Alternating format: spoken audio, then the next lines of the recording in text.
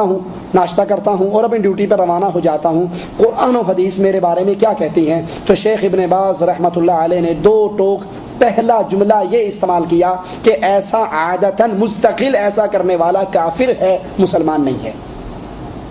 ایک ہے کبھی کبھار کہ انسان سویا، فجر پہ اس کی آنکھ نہیں کھلی، اب وہ اٹھ کر اپنا جب اٹھا ہے نماز پڑھ لے، یہ تو درست ہے۔ لیکن اگر ایک بندہ روٹین بناتا ہے، عادت بناتا ہے کہ اس نے ڈیوٹی سے پہلے اٹھ کر نماز پڑھنا ہے، کہ اگر اب اٹھ گیا تو نیند ڈسٹرب ہو جائے گی، خراب ہو جائے گی، یا لیٹ ہی اتنا سویا ہوں کہ آنکھ ہی نہیں کھلنی، اور نہ وہ الارم لگاتا ہے، نہ اٹھنے کی کوشش کرتا ہے، نہ اس کے دل میں یہ تمنا ہوتی ہے کہ میں اٹھوں اور نماز پڑھوں، اس نے نماز ڈیوٹی سے پہلے پڑھنی ہے، تو اللہ نے جس وقت پہ نماز فرض کی تھی اس نے اس فرضیت کے وقت کو بدل دیا، ایسا بندہ انتہائی خطرناک وادی میں ہے، اور شیخ ابن باز کے فتوے کے مطابق یہ کافر ہے، مسلمان نہیں ہے۔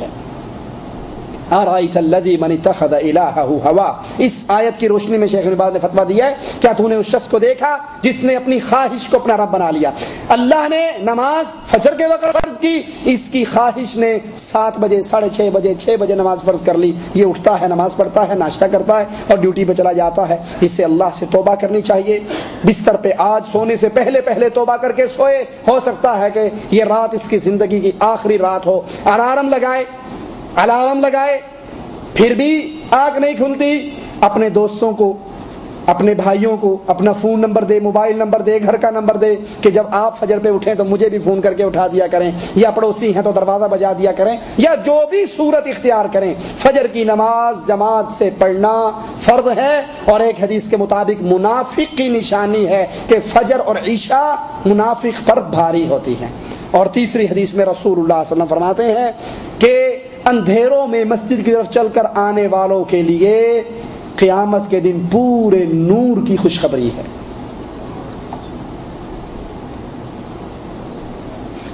قرآن سے بے رخی کیسی ہے؟ کیا صرف رمضان کے مہینے میں پڑھ لینا کافی ہے؟ قرآن سے بے رخی انسان کو بربادی کی طرف لے کر جاتی ہے۔ وہ دل جس میں قرآن کی آیات نہیں گونجتی، ڈر ہے کہیں اس دل پر گناہوں کا زنگ نہ چڑھ جائے اور پھر آیات اس پہ اثر کرنا ہی چھوڑ دیں۔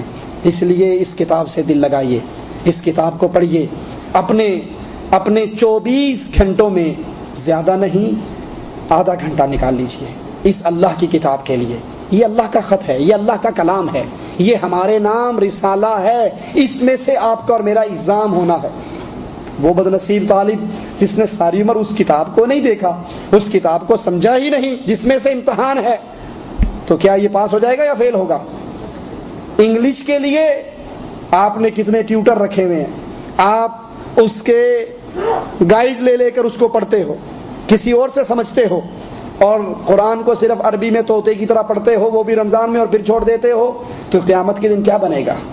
یہ قرآن قبر کے عذاب کے اندر رکاوٹ بنتا ہے، یہ روزہ قیامت کے دن عذاب میں رکاوٹ بنتا ہے۔ اس لیے قرآن کو کم از کم زیادہ نہیں آدھے گھنٹے کے لیے دن میں وقت نکالیں، پڑھیں، اور جتنا پڑھیں ترجمے کے ساتھ پڑھیں تاکہ آپ کو اور مجھے سمجھ آئے مالک نے مانگا کیا ہے، ڈیمانڈ کیا ہے، منع کس چیز سے کیا ہے، حکم کس چیز کا دیا ہے، اور ہم مولویوں کے چنگل سے نکل کر ڈائریکٹ قرآن کے اثر کے تحت آ جائیں۔ مولویوں کی کامیابی ہی یہ ہے کہ انہوں نے آپ کے ہاتھ سے قرآن چھین لیا، کسی نے فضائل اعمال پکڑا دی، کسی نے فضائل سنت پکڑا دی، کسی نے بہشتی زیور پکڑا دیا، کسی نے ملفوظات پکڑا دی، قرآن غائب ہو گیا۔ اور جب قرآن غائب ہو گیا تو مسلمانوں میں سے عزت بھی غائب ہو گئی۔ یہ عزت آنے کا ایک ہی راستہ ہے، خود قرآن کو ترجمے سے پڑھیں۔ لوگوں نے اپنے پیٹ کی جہنم چلانے کے لیے بڑی باتیں کر رکھی ہیں۔ ہاں جی، آپ قرآن سمجھ لو گے؟ قرآن سمجھنے کے لیے تو 18 علوم چاہیے۔ یہ 18 علوم بلال کو آتے تھے، یہ 18 علوم صہیب کو آتے تھے، یہ 18 علوم یہ صرف دھندا ہے، دکانداری ہے، تاکہ اگر آپ نے قرآن پڑھ لیا تو کبھی دوبارہ 11ویں، آپ نے قرآن پڑھ لیا تو کسی کا عرس میلے پہ نہیں جاؤ گے، آپ نے قرآن پڑھ لیا تو کسی مردے کو نہیں پکارو گے۔ جب یہ سارے کھاتے نہیں ہوں گے تو مولوی کھائے گا کہاں سے؟ سمجھ آئی؟ اس لیے جتنا پڑھو ترجمے سے پڑھو، اور دل لگا کر روزانہ کچھ وقت نکال کر اس کتاب کو پڑھو۔ تاریک نماز با جماعت کا کیا حکم ہے؟ خطرناک حالت کے اندر ہے جو نماز با جماعت کا تاریخ ہے گھر میں پڑھ لیتا ہے، بغیر شرعی عذر کے گھر میں نماز نہیں ہوا کرتی۔ اور شرعی عذر کیا ہے؟ آپ سو گئے، آپ بھول گئے، آپ کو علم نہیں رہا، یا آپ ایسی بیماری میں، اللہ ہم سب کو محفوظ رکھے، ایسی بیماری میں پکڑے گئے کہ آپ مسجد میں جانے کے قابل نہیں رہے، ٹھیک ہے، یا آپ کے قرب و جوار میں اہل توحید کی مسجد نہیں، اہل بدعت اور اہل شرک کی مسجد ہے۔ جب یہ عذر ہو تو بندہ گھر میں پڑھ سکتا ہے، اور اگر یہ عذر نہیں تو مسجد میں نماز پڑھنا واجب ہے۔ اقول قولی ھذا واستغفر اللہ لی ولکم ولسائر المسلمین۔ 1 منٹ بیٹھے رہیں، 1 منٹ، ایک چیز بھول گئے وہ آپ کو دوبارہ یاد کروا دیں۔ یہ انشاءاللہ 14 ربیع الثانی 12 مئی، یعنی یہ جو جمعہ پرسوں آ رہا ہے یہ نہیں، اس سے اگلا جمعہ جو آئے گا وہ مکتب کا جو استراحہ ام القریٰ ہے، اس استراحے کے اندر دعوتی تربیتی پروگرام ہو رہا ہے، جس میں دکتور لقمان سلفی صاحب کا بیان ہوگا، عبد المالک مجاہد صاحب کا بیان ہوگا۔ اللہ نے ہمیں کوئی توفیق دی تو چند باتیں ہم بھی کریں گے، اور سب سے اہم خبر یہ ہے کہ انشاءاللہ اہل توحید کی طرف سے نور چینل کا آغاز کیا جا رہا ہے، نور ٹیلی ویژن کا، جو اہل توحید کی دعوت کو آگے پھیلائے گا، انشاءاللہ پھیلانے کا سبب بنے گا۔ تو اس کے حوالے سے بھی ایک سی ڈی وہاں پر دکھائی جائے گی۔ یہ جمعہ نہیں، اس سے اگلا جمعہ عصر کی نماز سے اس طرح کا آغاز ہو جائے گا۔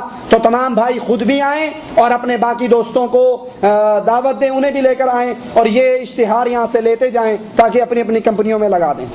یہ پڑھتے ہیں۔